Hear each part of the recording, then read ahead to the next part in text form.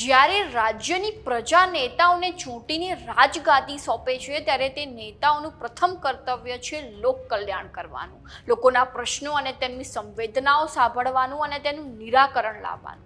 પરંતુ જ્યારે કોઈ પણ નેતા તેમનું પ્રથમ કર્તવ્ય ભૂલે છે ત્યારે તેમણે ચૂંટીને લાવેલી પ્રજા જ તેમની અવગણના કરે છે. નમસ્કાર, વાઇબ્સ ઓફ ઇન્ડિયાની સાથે હું છું. લોકસભા ચૂંટણી 2024 દરમિયાન ચર્ચામાં રહેલું નામ એટલે રાજકોટના સાંસદ પરસોત્તમ રૂપાલા. હાલમાં પણ ક્યાંક ને ક્યાંક પરસોત્તમ રૂપાલાનું નામ ચર્ચાયેલું જોવા મળે છે, કારણ કે તેમની હાજરી માત્ર સરકારી કાર્યક્રમોના સ્ટેજ ઉપર જ જોવા મળતી હોય છે, જ્યારે લોકો વચ્ચે તેમનો ચહેરો જોવા જ નથી મળતો.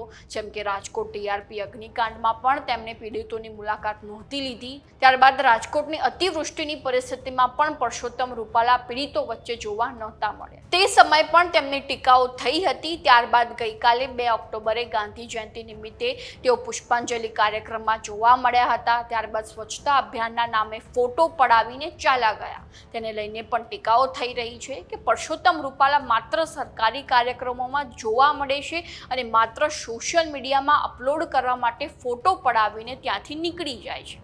હવે તે વચ્ચે એક પ્રશ્ન ઉઠી રહ્યો છે કે શું હવે પરસોત્તમ રૂપાલાને લોકો વચ્ચે આવવામાં રસ રહ્યો નથી કે પછી તેમણે લોકોથી દૂર રાખવામાં આવી રહ્યા છે?